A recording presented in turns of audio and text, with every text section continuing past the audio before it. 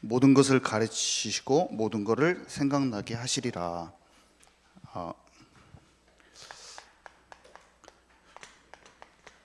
내 생각 같은데 하나님이 생각을 주세요. 오늘 오후에도 주교에 나와서 말씀을 보는 거죠. 그리고 하나님 안에서 생각을 하고 기도하고 생각하고, 그런데 생각을 주시는 거예요. 하나님 막 이렇게 질문하지도 않았어요. 하나님 이걸 어떻게 할까요? 저렇게 할까요? 그런 생각은 안 했지만, 그런 질문을 직접적으로 안 했지만 제 마음속에 근본적으로 흐르고 있는 게 이런 거죠. 하나님 이런 상황 속에서 어떻게 인도받는 걸까요? 그런 마음가짐을 갖고 있는 거죠. 그렇게 실제로 질문을 했다기보다는 하나님께 그냥 묻는 마음으로 있는 거죠. 여러 가지를 그냥, 이거를 제가 말을 준비하는 것도 아니고 교회의 모든 방향과 하나님께서 하실 것들이 있는데 그냥 하나님 어떻게 생각하십니까? 그런 마음이죠. 그냥 그런 마음인데 그냥 생각들이 나요. 생각들이 어떤 것에 대해서 어떻게 하고 어떤 것에 대해서 어떻게 하는 생각이 나요. 근데 내 생각 같은데 감동이에요. 영적 감동. 그것을 들을 수 있어야 됩니다. 이게 키예요. 이게 키. 내가 생각하는 게 아니라 내가 생각을 하고 있는데 하나님께 맡겨드린 그 삶 속에서 생각을 하는데 내 저 깊은 곳에서 올라오는 영적 감동에 의한 하나님의 계획이라고 표현을 해야 될까요? 그런 게 알아지는 거예요. 하나님 안에서 어떤 영적 감동이 있는 거예요. 그래서 내 생각이 아닌 어떤 생각인데 영적 감동.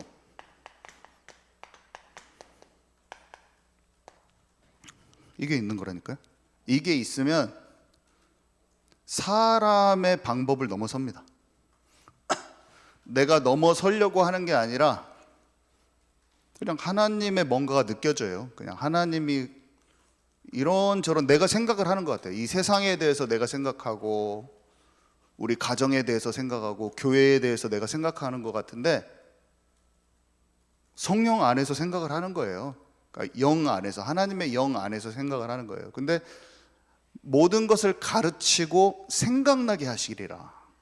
처음에는 잘 몰라요. 이게 내 생각도 있고 세상의 기준, 옛날에 먹은 것들, 세상의 비진리들에 의해서 엄청 각인됐던 이런 것들이 올라오는데 하나님의 말씀을 계속 묵상하고 훈련이 계속 되다 보면 조금 구별이 되어지기도 하고 하나님의 그것이 나온다니까. 입으로까지 나와버려요. 그게 한나의 기도를 보면 한나가 하나님의 자기가 기도를 한 게 아니에요. 하나님의 절대 주권과 계획이 인정되지는 영적인 그 마음속 깊은 뱃속에서 올라오는 것이 입으로 표출돼 버렸어요. 그냥 표출이 기도인데 예언이야. 기도인데 계시예요. 자기가 생각해서 말한 것 같은데 그 기도가 하나님이 주신 말이라니까요. 영의 기도가 돼 버리는 거예요. 생각이 기도 자체가 돼서 나와 버리는 거예요. 우리는 그렇게 될 때 나의 생각이 영적 감동으로 바뀌어버리는, 그것을 찾을 수 있어야 돼요. 그래서 우리가 계획을 세운다기보다는 하나님께 내게 요구하시는 것들과 방향을 알고 도리어 그것을 찾아가지고 그걸 갖다가 늘어놓아야지 진짜 계획이 되는 거예요. 그래서 그런 걸 모르면 목사님들도 어떻게 할 수밖에 없냐, 다른데 주보 찾아가지고 보면서 우리 내년에는 이 계획을 표로 삼아 볼까? 뭐 이렇게 그러니까 하나님께서 주신 것을 모르면 다른 거를 찾아내야 돼, 자꾸. 근데 내게 주시는 것을 알면 딱 나와버려요. 내년에 가기 전에 올해 가을에 나와버려. 뭔가 흐름을 알아버리는 거죠. 선교도 마찬가지고. 그러니까 바나바와 사울을 따로 떼어서 보내야 될 걸 알아버리는 거잖아요. 그래서 교회는 기도가 되는 팀이 중심 세력에 정확히 있어야 돼요. 그래야지 인본주의 쓰거나 사람 방법 있는 사람 교회에 당연히 와야 됩니다. 치유 덜 받은 사람이. 그렇지만 마가다락방에 120명이 먼저 집중했기 때문에 3천 제자, 5천 제자가 돌아올 수 있는 바탕이 되는 것이죠. 그래서 우리가 지금 우리 여기 있는 분들은 하나님께 집중해서 하나님의 영적 감동이 있어서 내 생각이 하나님의 생각이 되는 사람이 딱 돼버려야 돼요. 자, 그래서 성령이 모든 것을 가르치고 생각나게 하신다고 그랬어요. 모든 진리 가운데로 우리를 인도하셔요. 모든 진리. 저는 예수님 처음 믿었을 때 창세기 12장 1절을 읽는데 영적 감동으로 딱 하나님이 성령으로 뭐라고 하시냐, 너의 인생은 네가 성령 받은 자인데 네가 익숙하던 본토 친척 아비집을 떠나 내가 너에게 지시할 그 땅으로 가라, 이렇게 아브라함에게 말씀하신 장면이 나오거든요. 근데 이게 너의 얘기로 지금 시작되었다라고 너무나 영적으로 큰 감동으로, 귀로 들리지 않았어요. 그렇지만 하나님이 내게 말씀하신다는 걸 알았어요. 그 말씀이 임했다. 그게 처음 제게 말씀이 임한 말씀이 창세기 12장 1절 말씀이거든요. 그게 가장 처음 저에게 레마로 임했어요. 아브라함이 익숙하던 삶에서 떠난 것 같이 너는 정말로 성령 받은 자요, 내가 너의 길을 지시할 거야. 네가 지금까지 살아왔던 모든 방식대로 살지 않고 너는 이제 성령을 따라 나를 쫓아서 다른 사람은 이해할 수 없는 선택과 결정을 하면서 살게 될 것이다 라고 하나님 저에게 분명히 말씀하셨어요. 너무나 그게 크게 들려서 아침부터 저녁까지 의도하지도 않았는데 24시 기도를 할 수밖에 없어요. 24시 기도를 내가 하는 게 아니라 하나님의 말씀이 임하니까 영혼이 떨려, 영혼 육이 진동을 해버리더라고요. 진동을 해버리더라고요. 몸이 진동을 해버리더라고요. 어떻게 몸이 떨리는 게 아니라 영혼이 진동을 해요. 내가 하늘과 땅을 진동시키겠다 하나님 하셨는데, 예레미야에게 하나님의 말씀이 2번 임하니라. 말씀이 임해버린다니까요. 저는 이거를 진짜 원했거든요. 어렸을 때부터. 정말 하나님을 알고 싶어요. 하나님, 내가 아는 하나님이 아니라 하나님이 나에게 알려주신 나는 그 하나님을 느끼고 싶었습니다. 이 기도가 20대 초반부터 10년간 저의 마음속에 기도했어요. 근데 32살 그날에 하나님의 말씀이 내게 임해버리더라고요. 와, 진짜 너무 신기하다. 2번째 임한 말씀은 에베소서 2장 말씀이었어요.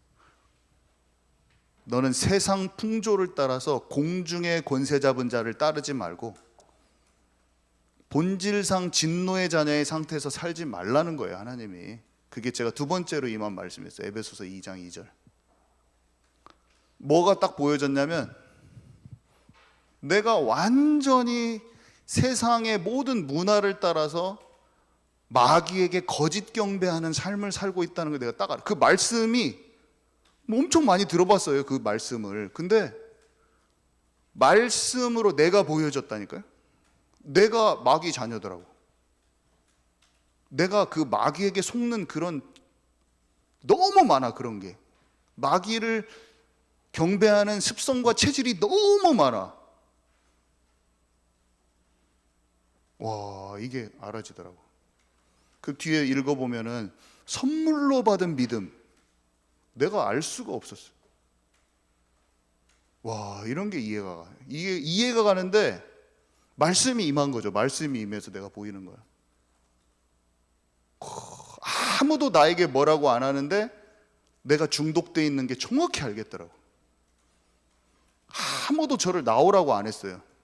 근데 제가 스스로 나왔어요. 하나님의 말씀이 떨어지니까 너무나 놀래가지고 내가 죄의 종로를, 마귀의 종로를 하고 있다는 걸 알았다니까요.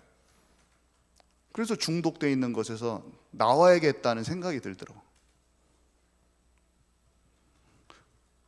너무 놀랬죠.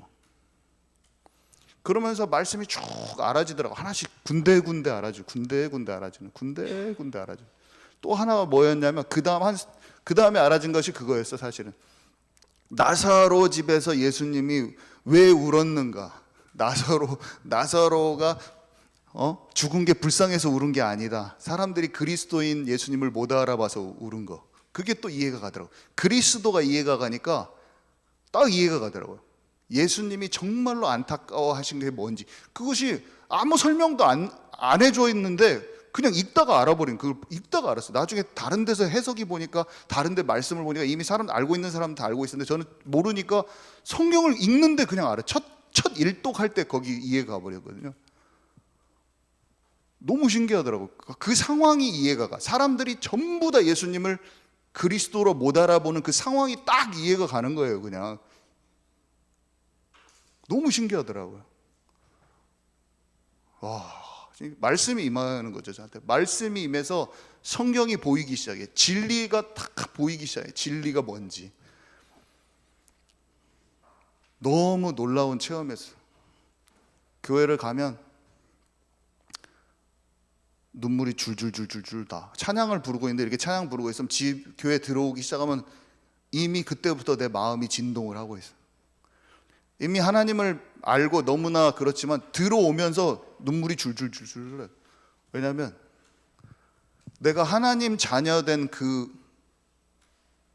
너무 놀랍고 신기하고 감사해가지고 슬퍼서 우는 게 아니라 감정적으로 우는 게 아니라 감사함 그 자체로 그렇게 2년 동안 눈물이 나더라고요. 2년 동안 눈물이 2년 동안. 그리고 예수님을 처음 믿어진 다음에 첫 성찬식을 남원에서 제가 오랫동안 어렸을 때 다녔던 그 교회에서 성찬식을 하는데 한 예배를 2시간 정도 했어요. 근데 2시간 동안 눈물이 나더라고요. 눈물이 2시간 동안 마르지 않고 떨어지더라고요. 성찬식의 의미를 내가 알은 거야. 예수님이 그날 밤에 제자들에게 말씀하신 그게 너무나 생생하게 나한테 다가오는 거야. 나를 기념하라 하신 게. 옆에 있던 그 고등학교 선생님, 강용희 선생님이라고, 저를 어렸을 때부터 알던 그 교회 권사님이 혀가 무슨 일 있냐 너? 무슨 일 있냐? 자꾸 뭐 집에 무슨 일 있냐고 저한테 내가 너무 감사해서 그래. 그랬더니 안 믿어. 감사한 정도로 그렇게 울 수가 없게 생각하는 거죠. 왜 이렇게 우냐? 무슨 일 있냐고 막 계속. 이 온 몸이 감사하게 앉아가지고 예수님이 말씀이 육신이 되어 이 땅에 걸으셨는데 진짜였던 거죠. 이 이야기가. 그러면서 이 모든 세상의 흐름이 보여지더라고요. 이 세상 나라가 어떻게 돌아가는지, 하나님의 이 언약의 흐름이 어떻게 되는지, 나는 어떤 정체성을 갖고 있는지 이게 딱 보이기 시작했어요. 이거는 진짜 사람이 할 수 있는 게 아니었어요. 그냥 말씀이 깨달아지면서 이제 죄 짓지 마, 그 정도가 아니에요. 영적 어린아이에서 장성한 자로 갈 때는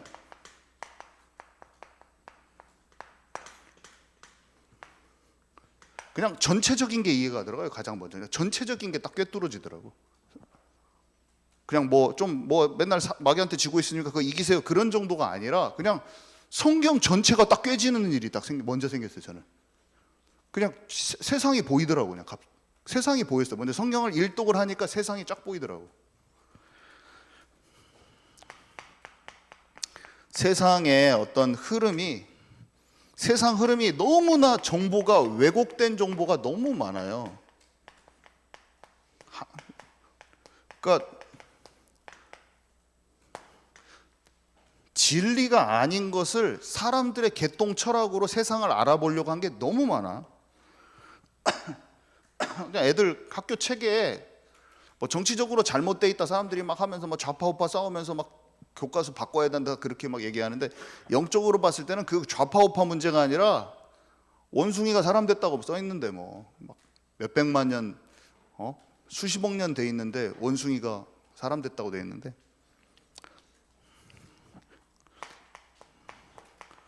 진화가 아니라 종대로 창조됐죠. 저는 이것도 믿긴 믿었지만 믿음으로 내가 알아진 거하고 좀 다르더라고. 다 이해가 가더라고. 사람하고 중간 단계가 아니라 하나님 사람으로 창조했고, 그럼 이건 뭐냐, 이건 혼적 존재구나. 그걸 알았어요. 이게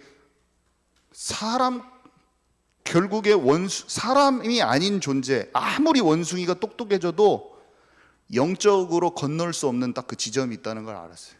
말씀이 딱 믿어지더라고요. 그냥 옛날에 이게 뭐지 막 그렇게 생각했었는데 단순하더라고. 명쾌하더라고. 그냥 영적 존재가 아니다. 사람을 하나님이 영적 존재로 창조하셨다. 원숭이가 아무리 똑똑해져도 하나님 찾지 않아요. 영적 존재가 아니에요. 알게 됐어요. 그냥 딱 알아지더라고.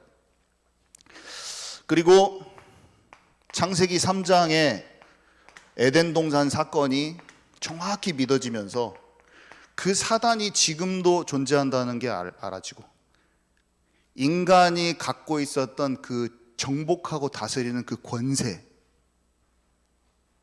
내게 그 권세가 있는 거구나. 그 권세를 놓쳤기 때문에 삶이 쪄들어가지고 고통스러운 거구나. 사람들이 뭔가 그 권세가 회복되는 거구나.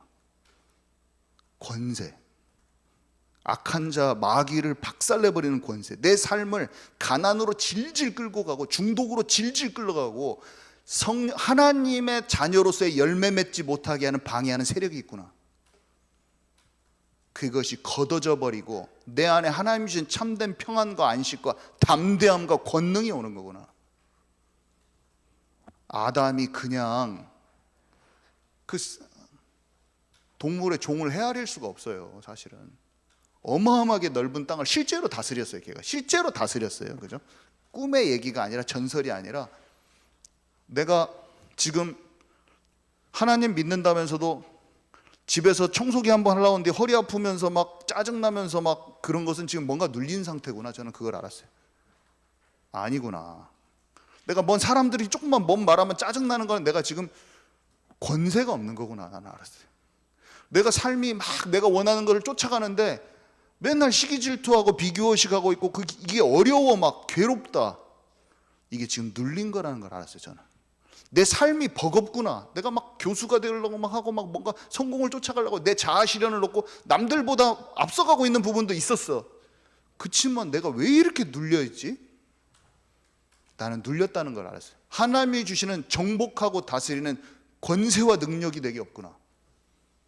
너희가 성령이 너에게 임하면 권능받고 증인됐다고 하셨는데, 나는 분명히 뭔가 하나님과 함께하는, 성령이 함께 하셔서 하나님이 주시는 공급하시는 독수리 날개치며 같은 그런 힘이 없구나 내가. 저는 그걸 알았어요. 근데 그게 있다는 것도 알았어요. 구원받으면 그게 회복된다는 게 딱 느낌이 오더라고. 회복이 된다. 나는 내 몸이, 육신이 아픈 것도 넘어설 수 있다. 내가 그냥 갑자기 오늘 우연을 가장한 사고로 죽지 않는다. 하나님께서 나를 향한 뜻과 계획을 이루신다. 막 비교하면서 막 남들이 하는 거 다 따라갈 필요 없어. 내게 원하시는 분량대로 하나님께서 원하시는 그 여정을 가면 된다. 복음 안에서 자족하고 만족하면서 내게 주시는 걸 찾아가면 된다. 딱 이게 딱 왔어요. 32살 때 왔어요. 제가. 너무 신기했죠. 모든 사람이 지금 어떻게 되어 있냐면, 세상은 내가 하나님이다. 사단이 말한 대로 내 힘으로 사는 거예요. 내 신념, 내 의지로 사는 거예요. 내 힘으로 사는 거예요. 나 중심으로 사는 거예요. 하나님 없이 모든 일을 하는 거예요. 모든 일을 하나님 없이 먹고 마시고 시집가고 장가들고. 노아 때 그랬지 않습니까? 자기 방법으로 피곤하고 지쳐서 죽어요. 세상 중심으로 사는 거. 바벨탑, 내 이름을 내고 동기와 야망으로 성공 중심, 물질 중심, 모든 사람이 창세기 3장 이후에 마귀에게 속아서 하나님과 관계가 떨어진 다음에 전부 다 이 속에 산다는 것을 알았어요. 나도 그 속에 있었구나. 하나님이 주시는 힘을 공급받지 못하고 그 속에서 치열하게 남들과 싸워서 살고 있었구나. 내 힘으로 버텨보려고 살았구나. 내가 보니까 중고등학교 때 이미 도태된 내 친구들은 정신병 와갖고, 어떤 친구는 정신병 와갖고, 어떤 사람은 아무것도 못 갔어. 대학도 못 가고 다 삶이 다 망가져서 자포자기했고, 이미 나는 끝났어. 먼저 가. 자기 스스로 실패자와 낙심자와 좌절된 사람들이 있었어요. 생각해 보니까 나처럼 바둥바둥거리면서 막 이겨먹으려고 막 공부 열심히 해본 사람도 한켠에 또 있고, 그러면서 속은 다 상해 있고, 수고하고 무거운 짐 다지고 있고, 그러면서도 세상은 전부 다 강대국 중심으로 움직이고 있어요. 힘센 자들 중심으로. 약육 강식, 권모술수, 어차피 힘 있는 자가 땅 따먹기 하면서 전부 다 그 얘기야. 그 강대국에서 그 강한 자들을 미화시켜 놓은 얘기들 투성이야. 삼국지를 읽어봐도 막 그게 영웅들의 얘기야. 다 내가 되고 싶어요. 막 그런 게 되고 싶어. 일본 역사를 읽어봐도, 무엇을 읽어봐도 전부 다 힘센 자들을 영웅화 시켜놨어요. 영웅화. 근데 그것을 막 읽으면 뽕이 차올라. 막 그런 사람이 되고 싶어. 내가 막. 이게 분명히 진리가 아니고 답이 안 되는데 사람들이 다 그것을 추구하면서 살고 있어요. 강한 자가 되고 싶고, 성공한 자가 되고 싶고, 돈 많이 벌고 싶고, 위대한 사람이 되고 싶고, 훌륭한 사람이 되고 싶고, 다. 근데 성경에 딱 보이더라고요. 창세기 11장 니무롯의 바벨론, 세 개의 바벨론이 딱 역사적으로 딱 보이는데, 하나님 떠난 자들이 처음 만든 도시가 바벨론이요. 그 바벨론이 다 파생돼서 메소포타미아, 이집트, 수많은 강대국, 아랍 나라 전부 다 이 바벨론하고 영적 상태가 똑같아. 영적으로 계승돼 있어. 느부갓네살 왕, 다 바벨론이 있었던, 전 세계를 중동 지역에서 장악했던 그 큰 바벨론 나라, 느부갓네살 왕이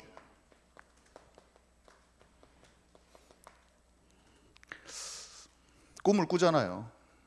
하나님이 꿈 해석을 어떻게 해주십니까? 이 세상의 모든 강대국, 세상을 지배하는 모든 나라가 형태만 바뀌지 머리, 가슴 이렇게 다 내려오는데 전부 다 우상단지라는 거예요. 한마디로 다 바벨론이에요. 머리가 바벨론인데 페르시아, 그 뒤에 오는 바사 제국, 페르시아, 그리스 제국, 로마 제국, 나중에 우리 지금 현대 세계 열강, 이 모든 나라가 다 영적 근본 뿌리가 바벨론이라니까. 강대국 중심, 세상 나라 중심, 내가 왕이야. 세상 임금이 결국에는 장악하고 있는. 그래서 요한이 마지막 때 장망성 같은 이 마지막 시대를 보고 계시록에 바벨론이라고 그냥 칭하잖아요. 지금 우리가 살고 있는 이 시대의 이름이 바벨론이에요. 바벨론 성읍이라고 딱 표현을 해요. 왜? 바벨론이 이때나 지금이나 똑같다는 거예요. 세상 나라가 다 똑같다는 거예요. 이 세상 나라, 배후의 마귀가 잡고 있는 세상 나라라는 거예요. 귀에 음성이 들리고 하나님이 영적 감동 주시기 전에 그냥 말씀 자체가 영적으로 딱 보여져요. 우리는 말씀 자체로 세상의 영적 흐름을 딱 봐야 돼요. 근데 하나님께서는 우리에게 어떤 하나님의 흐름을 보여주셨습니까? 언약의 흐름을. 우리 너무 잘 알죠. 여자의 후손. 여자의 후손이 뱀의 머리를 박살내버릴 것이다. 하나님의 아들이 오신 것은 마귀의 일을 멸하려 하심이라. 마귀의 일을 멸하려 하심이라. 마귀가 하는 일은 뭐예요? 아담과 속여가지고 하나님 떠나게 하고, 지금도 우는 사자와 같이 삼킬 자를 찾고 있고, 하나님의 영광, 이 세상 임금, 세상 신이 믿지 않는 자들의 마음을 혼미케 하여 이 복음의 광채가 들어가지 못하도록 계속 막고 있어요. 비진리를 사용해 가지고 세상 문화 사용해 갖고 자기를 경배하게 만들고 있어요. 마귀는 어떻게 해서든지 복음을 가리우는 거예요. 그게 마귀가 하는 일이에요. 근데 딱 뭐가 보이냐? 아담에게 하나님이 이 약속을 주셨잖아요. 여자의 후손이 뱀의 머리를 박살낸다. 아담부터 노아까지 10대예요. 노아부터 아브라함까지 10대거든요. 아담이 누구를 낳고 누가 누구를 낳고 그러다가 노아의 할아버지가 무드셀라인 거 아시죠? 무드셀라가 죽는 그날에 홍수 심판이 여기 있었잖아요. 아담이 노아의 아버지 때까지, 라멕 때까지 살아 있었어요. 900살을 넘게 살았잖아요. 그러니까 아브라함이 낳고 쭉 아담이 에녹하고도 에녹이 살았을 때도 다 살고 있었어요. 아담. 무드셀라 아들이 있을 때까지 아담이 살아 있었다니까요. 아담이 뱀하고도 대화하고 하나님이 부르셔가지고 여자의 후손 약속도 다 해주시고 에덴 동산에 있었던 예를 다 구전으로 다 얘기해 줄 만큼 다 살아 있었어요. 다 그 동네 살았어요. 무드셀라가 아담이랑 다 만났어. 노아의 할아버지 무드셀라랑 다 같은 시대에 동시대에 살았다니까. 무드셀라가 죽는 그날에 홍수 심판이 임했었는데 노아의 아들 셈은 홍수 이전에 태어나서 홍수를 경험했죠. 노아의 아들 셈이 노아가 또 아들을 낳고 아들을 낳고 손자의 아들의 손자의 10대 만에 아브라함이 태어났는데 홍수를 경험한 셈, 무드셀라 할아버지하고 대화했을 것이라고 예상되는, 한 집에서 방주 같은 걸 만들었으니까 당연히 얘기했겠죠. 그 셈이 아브라함 때까지 살아 있었어요. 600살 넘게 살았거든요. 근데 홍수 이후에 급격히 나이가 떨어져요. 그때 지구 환경이 변해가지고 그 전까지는 900살까지 살았는데 홍수 이후 때부터 아브라함 때는 거의 175살까지밖에 못 살거든요. 근데 셈은 오래 살았어. 홍수 이전 사람이어서 600살 넘게 살았어요. 셈은 아브라함 태어날 때까지 살아버렸어. 그렇게 멀리 안 살았어요. 성경의 기록은 안 됐지만 거의 구전으로 전파됐을 가능성이 있다라고 많은 성경학자들이 지금은 얘기합니다. 인터넷에 널려 있는 내용이에요. 제가 지금 말하는 것은. 근데 하나님께서 아브라함을 부르시죠. 아브라함은 진짜 아브라함 왜 부르셨습니까? 아브라함을 왜 부르셨습니까? 부르신 이유를 알아야 돼. 아담에게 약속한 그리스도, 여자의 후손을 아브라함의 씨를 통해서 나오게 하시려고 아브라함을 부르셨어요. 네 씨로 말미암아 천하 만민이 복을 얻으리라. 아브라함에게 약속한 그 씨는 다름 아닌 그리스도라. 갈라디아서 3장 16절. 그래서 마태복음 1장에 보면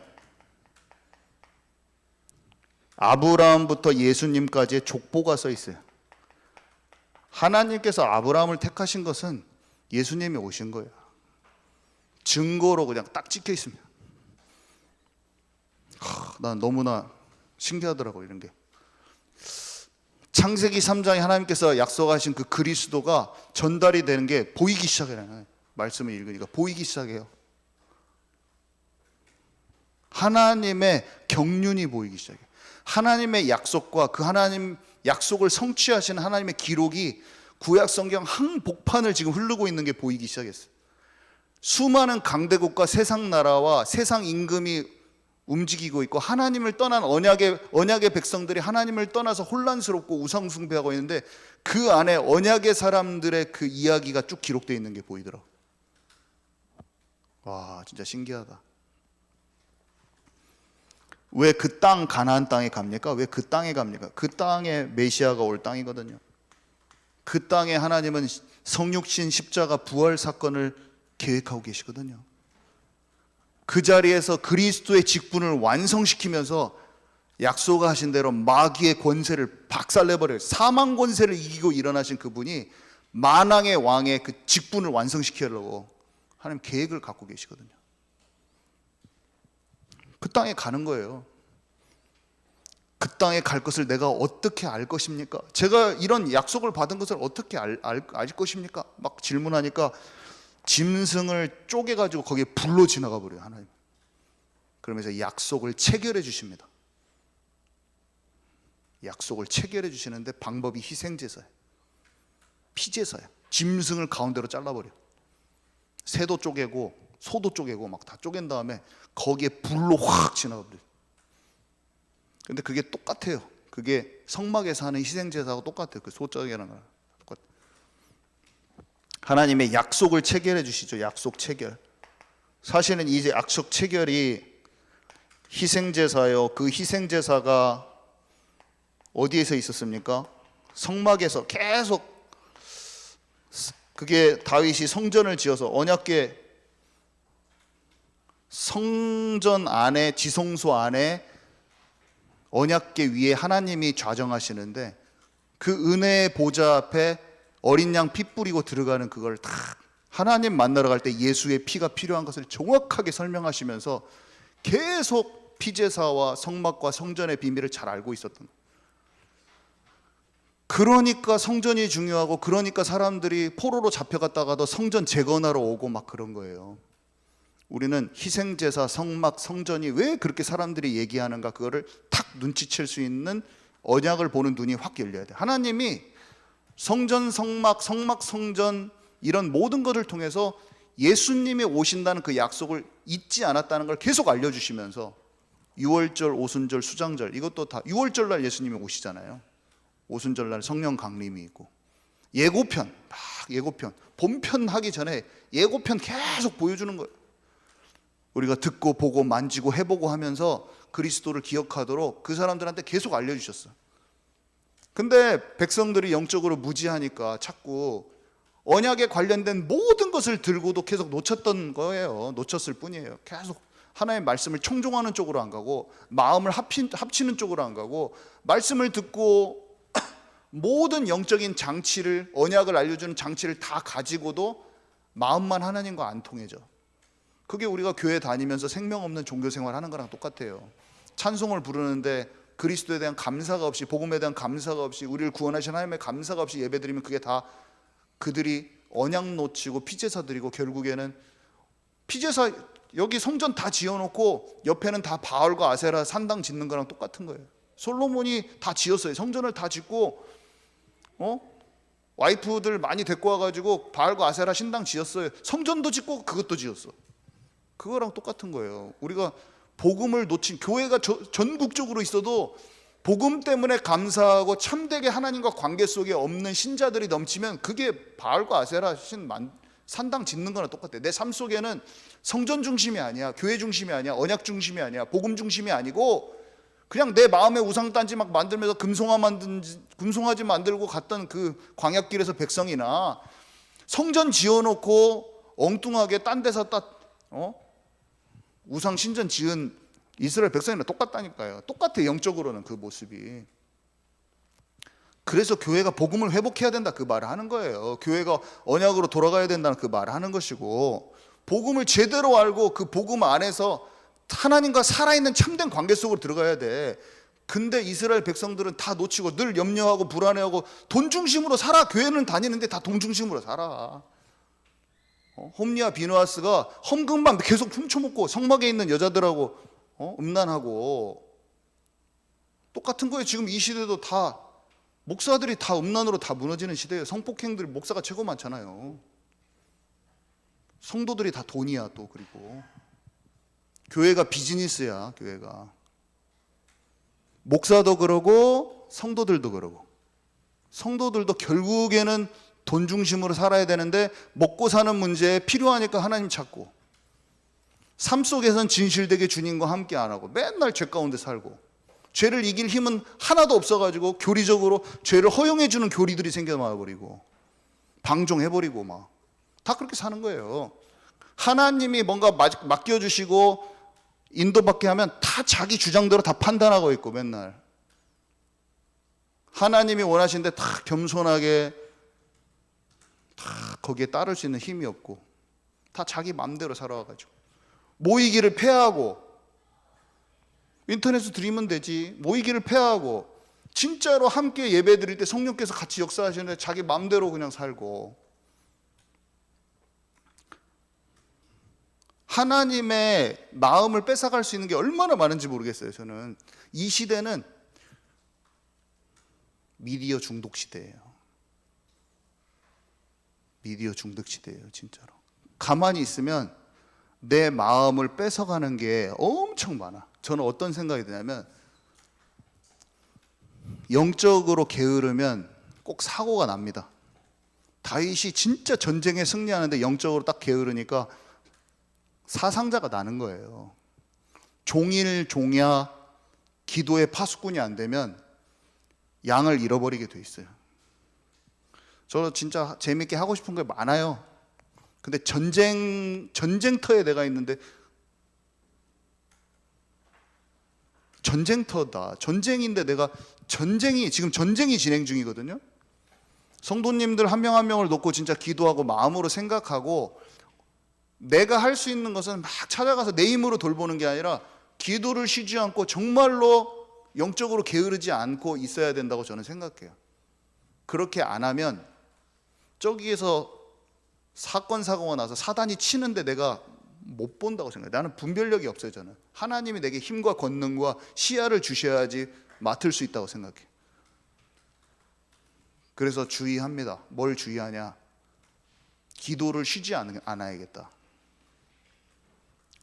그렇게 하는 거예요. 그냥 내가 할 수 있는 게 없어. 내가 할 수 있는 것은 내가 혼자 있는 그 시간에 거짓 없이 그냥 기도하는 거예요. 교회와 내 자신과 우리 가정과 정말로 기도합니다. 저 진짜 재밌고 제가 하고 싶은 게 많이 있어요. 놀이문화도 많고 취미도 하고 싶은 거 많아요. 그렇지만 내게 맡겨진 인생이 짧다고 생각돼요. 금방 하나님 앞에 간다. 이 시간이 몇십 년 안 남았어요. 그 시간 동안에 내가 내 재미있는 재미거리, 즐길거리 이것 통해서 내게 맡겨진 양떼를 잃어버리면 그렇게 손해가 나는 달란트 묻어두지 않고 내 시간과 건강과 모든 것을 하나님께 움직여야겠다. 하나님께 드리고. 하나님이 내게 순교를 요구하시지도 않아. 그렇지만 순교보다 더 어려운 게 놀이문화를 참는 게 나는 더 어렵더라고. 노는 것이 뭐가 재밌는 게 많아요. 한국에는 또. 근데 나의 순교는 미디어 금식이다. 저는 그렇게 오늘 또 마음 하고 재밌는 게 많아요. 이것 대신에 나는 말씀에 더 뿌리 내리는 목사가 돼야지. 나는 이것 대신에 하나님과 5분이라도 더 가까운 자가 돼야지. 그게 저의 진심이에요.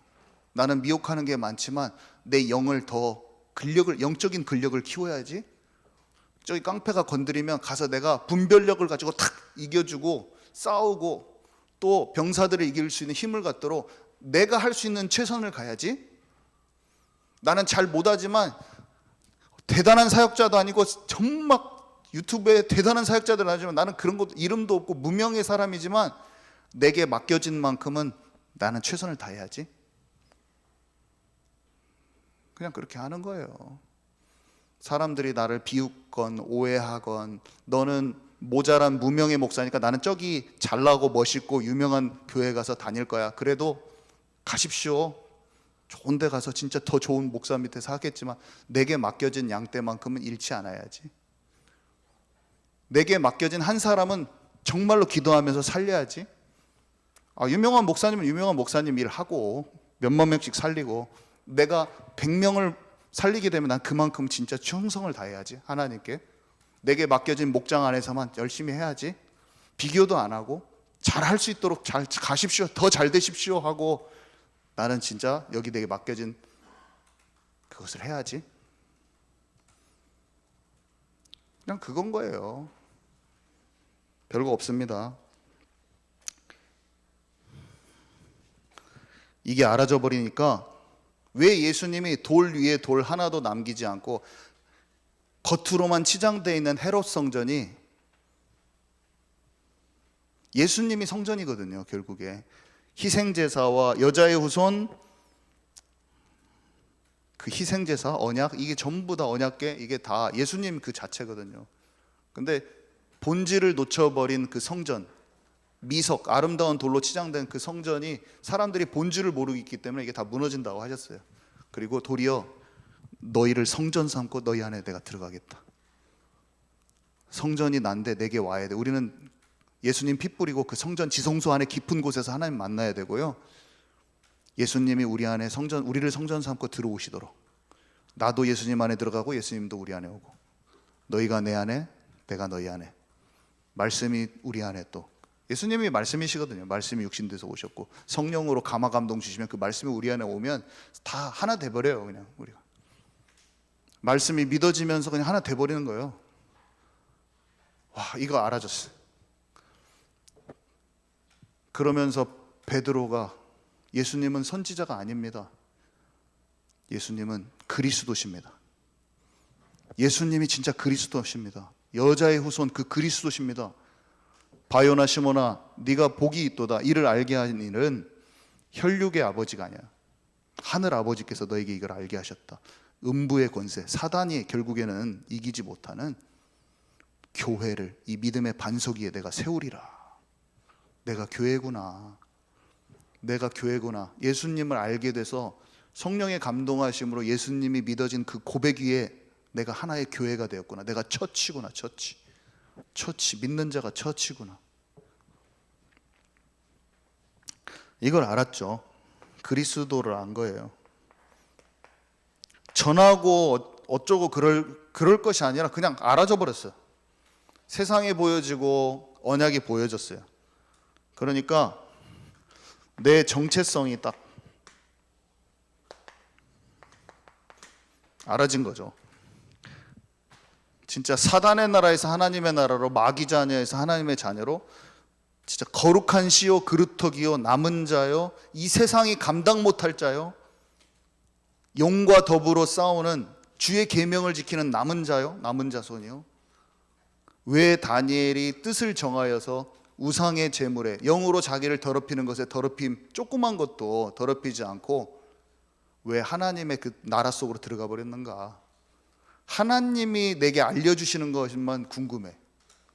더 이상 세상의 어떤 그런 속에서 살고 싶지 않고 하나님이 내게 원하시는 뜻과 계획을 알기를 원하는 쪽으로 바뀌어졌죠. 그리고 이게 알아졌어요. 시대마다 이 강대국 속에서 진짜로 나와버린 사람들이 있더라고요. 출애굽하고 출아람하고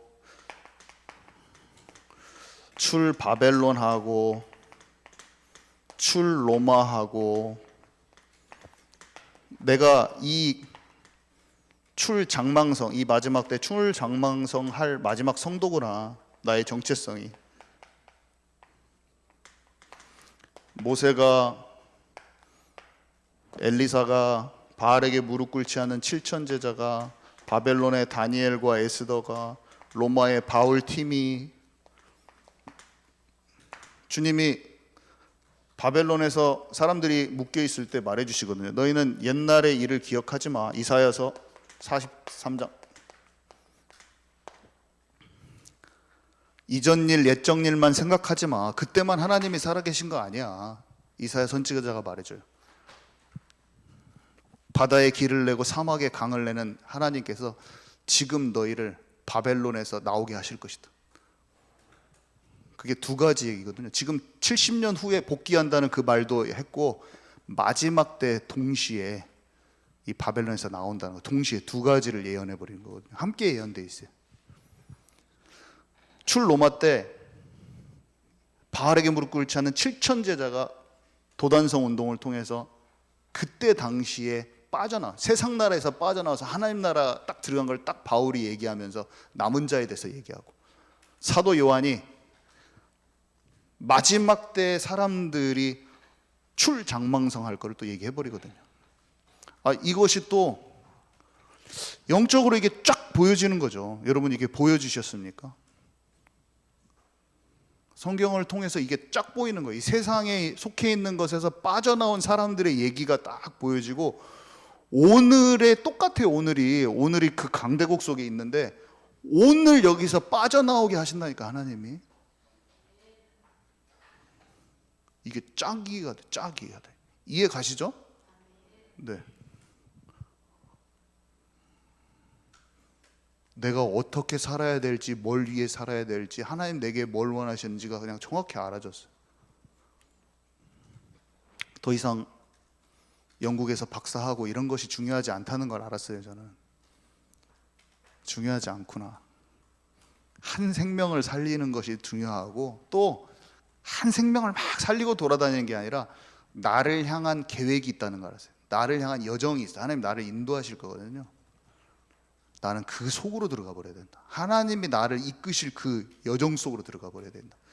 뭐 사사롭게 내가 염려하고 생각하는 그런 문제에 매여 있으면 안 되고, 하나님이 나를 인도하신다. 성경 속에 있는 그런 대단한 인물들만 인도하는 게 아니라 오늘 나를 인도하시기를 원하시는 거예요. 하나님이 오늘 나를 요셉과 같은 여정 속으로 인도하시고, 늦게 된 사람은 또 늦게 된 사람들을, 늦게 깨달은 사람대로 또 그 여정을 인도하실 것이고, 각자의 다 그 길이 있구나. 내게 진짜 원하시는 그 하나님의 원하시는 그 뜻과 계획은 뭐냐, 나는 이걸 알고 싶습니다. 저는 오후에 오늘 또 기도가 제목이 그거였어요. 하나님, 제가 많이 알아졌어요. 하나님 너무 감사해요. 제가 많이 하나님의 것을 많이 알겠어요. 그렇지만 저는 아직도 목이 말라요. 나는 하나님 걸 더 알고 싶어요. 세상에 재밌는 것이 제 눈앞에 지금도 저를 미혹해요. 근데 하나님, 말씀을 보면 하나님 분명히 허탄한 신화와 끝없는 족보 쫓아가지 말라. 세상의 가짜 이야기에 몰두하거나 창념치 말라. 하나님, 세상의 재밌는 동영상과 세상의 틱톡과 릴스와 쇼츠와 수많은 것들이 내 마음을 분산시키고 잡아채고, 재미있는 소설과 게임과 너무나 재미있는 얘기들이 많아요. 진리가 아닌데도 너무나 내 감정적으로 재미를 주는 게 많은데, 하나님 거기에 내가 몰두하고 창념하면, 거기에 계속 신경을 쓰고 있으면, 성경에 뭐라고 되어 있냐면 바울이 디모데한테 말하거든요. 너는 그런 것에 창념하고 몰두하지 마. 그것은 변론을, 사람들 간의 말 속에서 변론만 일으키고 하나님의 경륜이 너에게 이루어지는 것을 방해하게 된다. 이렇게 얘기해요.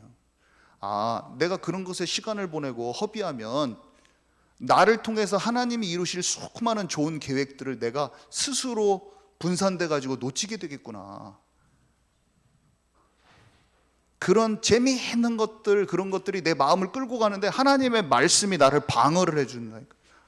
나는 그 시간에 영화 한 편만, 드라마 한 편만 봐도 몇 시간이 뺏기고, 게임을 하면은 100시간씩 시간이 순삭되는데, 나는 거기에 하나님이 내게 하셨던 것을 일기처럼 글을 남겨야겠구나. 그 시간에 저는 마음을 딱 정했어요. 책을 읽고 말씀을 정리해서 한 편이라도 더 짧은 메시지로 동영상을 남기든지, 복음에 유익한 쪽으로 내 에너지가 소용이 되겠다. 달란트를 묻어놓지 말라고 하나님이 하셨는데, 저는 딱 오늘 또 정했어요. 안 할 것이다.